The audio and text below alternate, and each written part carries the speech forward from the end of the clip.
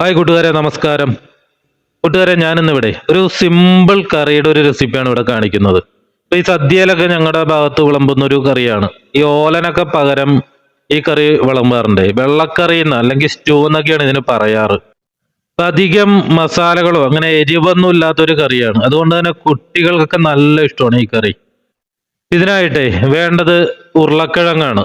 അപ്പൊ ഞാൻ 2 ഉരുളക്കിഴങ്ങ് വെച്ചാണ് ഇത് ചെയ്യുന്നത്.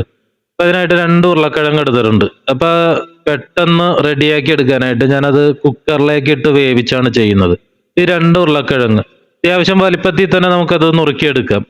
അതങ്ങോട്ട് ആ കുക്കറിലേക്ക് ഇട്ടിട്ടേ പിന്നെ അതിലേക്ക് എരിവിന് കുറച്ച് പച്ചമുളക്, എരിവൊന്നും ആവശ്യമില്ലാത്ത കറിയാണ്. അപ്പൊ ജസ്റ്റ് ഒരു ഫ്ലേവറിന് വേണ്ടി 2 പച്ചമുളക്, ഇപ്പൊ അധികം എരിവില്ലാത്തൊരു പച്ചമുളകാണിത്. അപ്പൊ 2 പച്ചമുളകും ചേർത്തിട്ടുണ്ട്.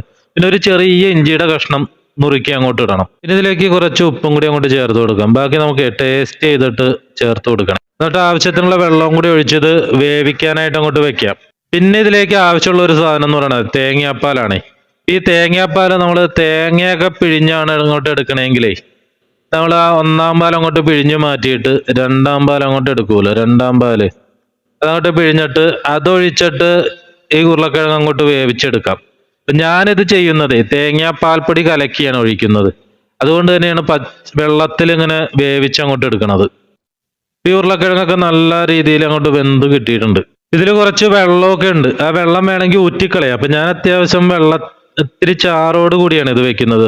ഇത് നല്ല കട്ടിയിലാണ് വെക്കാറ്. അപ്പൊ ആ വെള്ളം ഊറ്റിക്കളഞ്ഞിട്ട് ആ തേങ്ങാപ്പാൽ അങ്ങോട്ട് ഒഴിച്ചു കൊടുത്ത് നല്ലവണ്ണം അങ്ങോട്ട് മിക്സ് ചെയ്ത് ഉപ്പൊക്കെ ആവശ്യത്തിനുണ്ടോ എന്ന് നോക്കാം ആ സമയത്ത്.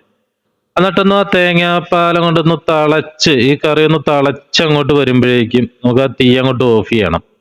എന്നിട്ട് ഇതിലേക്ക് കുറച്ച് കറിവേപ്പില നല്ലവണ്ണം വൃത്തിയാക്കി കഴുകിയിട്ട് അതിലേക്ക് ഇട്ടിട്ട് അതിലേക്ക് കുറച്ച് പച്ച വെളിച്ചെണ്ണ അങ്ങോട്ട് ഒഴിച്ചു കൊടുക്കണം. എന്നിട്ട് ആ സ്റ്റൂ ഉണ്ടല്ലോ, ആ കറി അങ്ങോട്ട് മൂടി അങ്ങോട്ട് വെച്ച്, കുക്കറിലാണെങ്കിൽ ആ കുക്കറിന്റെ മൂടി അങ്ങോട്ട് മൂടി വെച്ച് കുറച്ച് കഴിഞ്ഞ് അങ്ങോട്ട് തുറന്നു കഴിഞ്ഞാൽ നമ്മുടെ കറി ഇവിടെ റെഡിയാണ്. ഞാനിതിലേക്ക് ചേർത്ത് കൊടുക്കുന്നത് നെയ്യാണ്.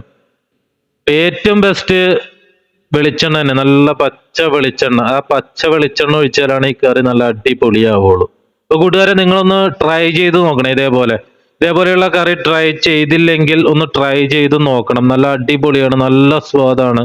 കുട്ടികൾക്കൊക്കെ നല്ലവണ്ണം ഇഷ്ടപ്പെടും. കാരണം അധികം എരിവുമില്ല, തേങ്ങാപ്പാലിന്റെ നല്ലൊരു രുചിയും ഇതൊക്കെ കൂടി അടിപൊളിയാണ്. ഈ വീഡിയോ ഇഷ്ടപ്പെട്ടു കഴിഞ്ഞാലേ ലൈക്ക് അടിക്കാനും അതുപോലെ തന്നെ സബ്സ്ക്രൈബ് ചെയ്യാത്തവരാണെങ്കിൽ ഒന്ന് സബ്സ്ക്രൈബ് ചെയ്യാനും മറക്കരുതേ. അപ്പൊ പുതിയൊരു വീഡിയോ ആയിട്ട് എത്രയും പെട്ടെന്ന് നമുക്ക് കാണാം. അതുവരെ നന്ദി, നമസ്കാരം.